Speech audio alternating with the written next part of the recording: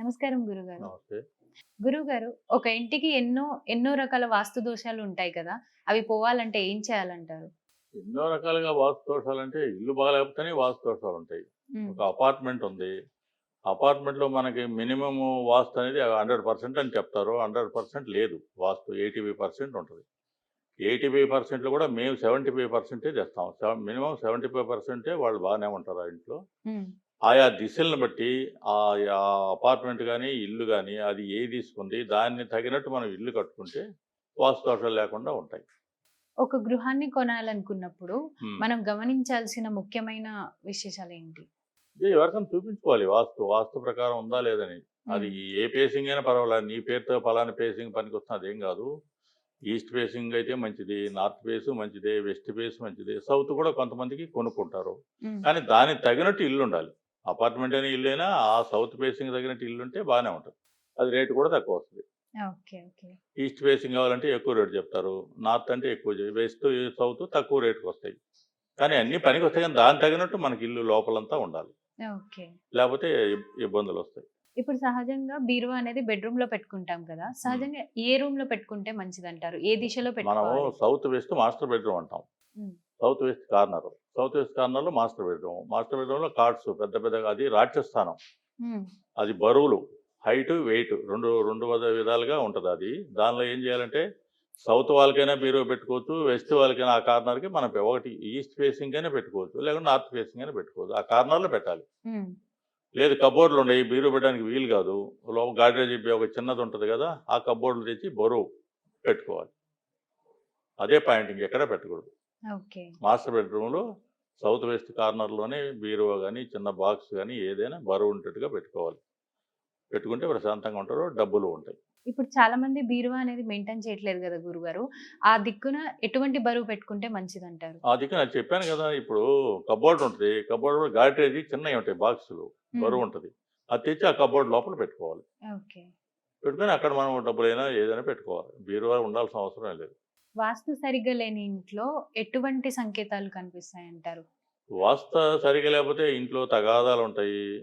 డిసీజులుంటాయి. హాస్పిటల్‌కి డబ్బులు ఖర్చుంటాయి. పిల్లలు మాటినరు. సరిగ్గా చదువుకోరు.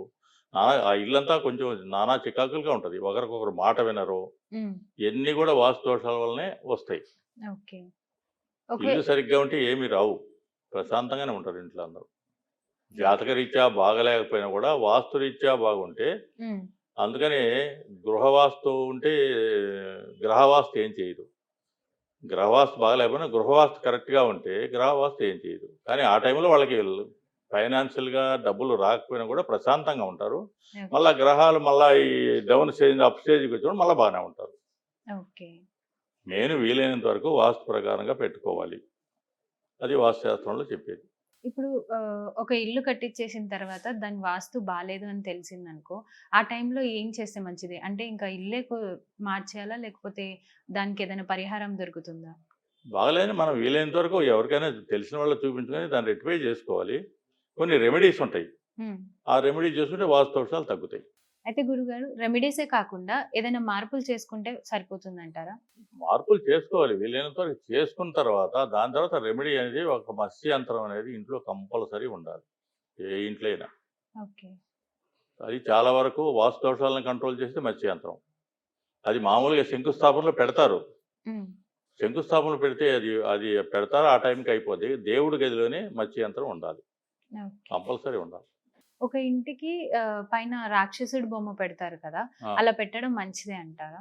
అది దిష్టి ఎప్పుడు పెడతారంటే గృహ నిర్మాణం జరిగేటప్పుడే పెడతారు. ఇల్లు కంప్లీట్ అయిన తర్వాత రాక్షసుడి బొమ్మ అవసరం లేదు. ఓకే. కానీ కొంతమంది అలాగే ఉంచేస్తారు. ఉంచకూడదు. తీసేయాలి. తీసి ఇంటి గుమ్మం లోపల మనం బయటికెళ్ళేటప్పుడు అక్కడ ఒక వినాయకుడి బొమ్మని పెట్టుకోవాలి. వినాయకుడి కింద మనం దూరిపోవాలి. నీకు ఇంట్లో బయటికెళ్తే ఏ పనులైనా కావాలంటే విఘ్నాలు లేకుండా ఉండాలంటే వినాయకుడి కింద దూరిపోవాలి. హ్మ్. అదే లక్ష్మిని పెట్టి పోతారు కొంతమంది. వాళ్ళ పనులు కావు, డబ్బులు ఉండవు. హ్మ్. లక్ష్మి కింద దూరకూడదు. వినాయకుడి కిందే దూరాల. ఓకే. లక్ష్మిని నెత్తి మీద ఎక్కించుకుంటే వాళ్ళ దగ్గర డబ్బు ఉండదు, ఏముండదు, కష్టాలుంటాయి. అందువల్ల వినాయకుడిని నెత్తి మీద పెట్టుకొని పోయావనుకో అన్ని పనులు అవుతాయి. ఓకే. అందుకని ఇంటి లోపల గుమ్మం పైన చిన్న వినాయకుడిని పెట్టుకోవాలి. ఓకే. రాక్షస బొమ్మ కాదు. రాక్షస బొమ్మ కన్‌స్ట్రక్షన్ నిర్మాణం అప్పుడే. నిర్మాణం అయిన తర్వాత దాన్ని తీసేయాలి. సో, ఆ దిష్టి బొమ్మని అలానే ఉంచుకున్న వాళ్ళకి ఎటువంటి కష్టాలొస్తాయి గురుగారు? ఉంచుకుంటే నానా ఇబ్బందులు వస్తాయి ఇంట్లో. ఉమ్, రాక్షసుని ఎదురుగుండా మరి ఇప్పుడు అది ఎప్పుడంటే అందరూ ఇల్లు కట్టేటప్పుడు చూస్తుంటారు కాబట్టి ఉమ్, వాళ్ళ దృష్టి దోషం మనకు తగులుతుంది ఏమో అనే దాంతో ఆ రాక్షసుడి బొమ్మ పెడతాం. అది అయిపోయింది. ఆ పని అయిన తర్వాత మన ఇంటి సైడ్ బోల్డెన్ ఇల్లు కడుతుంటారు. మన ఇల్లు ఎప్పుడు ఆ, చూడరు. ఉమ్, అది తీసేసేయాలి. ఓకే. దానివల్ల మనకి శుభం జరగదు. అశుభమే జరగదు. అయితే గురుగారు ఇల్లు కట్టించేటప్పుడు వాటర్ ట్యాంక్ కానీ మోటార్ కానీ ఎటు సైడ్ ఉండాలంటారు? ఈశాన్యంలో ఉండాలి. ఓకే. North east. నార్త్‌లో గాని, నార్త్ ఈస్ట్ గాని, ఈస్ట్‌లో గాని ఉమ్, అక్కడ ఆ స్థలాన్ని బట్టి ఉమ్, వాటర్ సంపులన్నీ ఉంటాయి గదా! ఆ స్థలం అయితే అక్కడ ఎంతైతే స్పేసెస్ ఉందో నార్త్‌లో పెట్టుకోవచ్చు, నార్త్ ఈస్ట్‌లో పెట్టుకోవచ్చు, లేకపోతే ఈస్ట్‌లో పెట్టుకోవచ్చు. ఉమ్, మళ్ళా గుమ్మాలకు అడ్డం లేకుండా ఉమ్. కొంచెం ప్లానింగ్ మొదటే వాస్తు ప్రకారంగా ఎవరికైనా చూపించి కట్టుకుంటే మంచిది. గురుగారు వాస్తు గురించి మాట్లాడేటప్పుడు హ్మ్. ఎక్కువ ఈశాన్యం గురించి చెప్తారు. హ్మ్. అసలు ఈశాన్యంకు ఉన్న ప్రాధాన్యత ఏంటిది? ఈశాన్యము అంటే అది దైవస్థానం. ఓకే.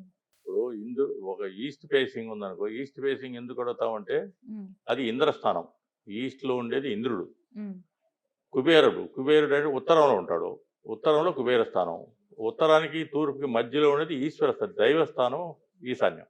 హ్మ్. అందుకని అక్కడ వాటర్ ఉంది గదా! బావులు, వెల్స్, బోర్స్ ఇయన్నీ గూడా అది నీళ్ళని నారాయణ అంటాం. హ్మ్. నారములంటే సంస్కృతంలో నీళ్లు. నీళ్లు ఓకే. పేరే నారాయణుడు. నారాయణుడు అంటే దేవుడు. అందుకే దైవస్థానం కాబట్టి దానికి అధిక ప్రాధాన్యత ఇస్తాం. ఓకే. ఆగ్నేయంలో వంటగది. వంటగది ఎందుకు పెడితే అది అగ్నిస్థానం. అగ్నిస్థానంలో వంట చేసుకుంటే మనకు ఆరోగ్యకరమైన వంట తయారు. ఇంక ఏ దిశలోనూ వంట చేస్తే ఇంట్లో డిసీజులే ఉంటాయి. హ్మ్. ఆరోగ్యం ఉండదు. దక్షిణ తలగడ పెట్టి పడుకోమంటారు. ఎందుకంటే దక్షిణ యమస్థానం. హ్మ్. యముడికి ఎదురుగుండా నువ్వు ఉత్తరం పడుకొని అట్లేస్తే పొద్దున్నే యముడి దర్శనం కాకూడదు కాబట్టి హ్మ్. దక్షిణం తలగడ పెట్టి పట్టుకుంటే వాళ్ళకి చాలా సుఖంగా ఉంటారు. శుభాలుగా ఉంటారు ఆ ఇంట్లో. అది యమస్థానం. హ్మ్. నైరుతి ఉంది. నైరుతిలో రాజ్యస్థానం. అందుకని బీరువాలు, మంచాలు, మాస్టర్ బెడ్‌రూమ్ ఉంది గదా! మాస్టర్ బెడ్‌రూమ్‌లో ఇట్లా ఎంత బరువేయగలిగితే అంత మంచిది మాస్టర్ బెడ్‌రూమ్. ఓకే. తర్వాత పడమర వైపు పిల్లలకి పెడతాం. హ్మ్. అది వరుణ స్థానం. వాన ప్రశాంతంగా ఉండడానికి పిల్లలకి. వాయువులో పడమర వాయువు ఉంటది గదా! వాయువు దిశలో ఈ వాష్‌రూమ్‌లు ఇయన్నీ వాష్‌రూమ్‌లు అంటే అశుభం అంతా గూడా వాయువుల గాలికి కొట్టుకొని పోద్ది కాబట్టి అక్కడ అయి పెడదాం. ఓకే. ఇంకా నార్త్ వస్తే కుబేర స్థానం. హ్మ్. అది ఫైనాన్షియల్‌గా కుబేర స్థానం. దాన్ని జాగ్రత్తగా చూసుకోవాలి.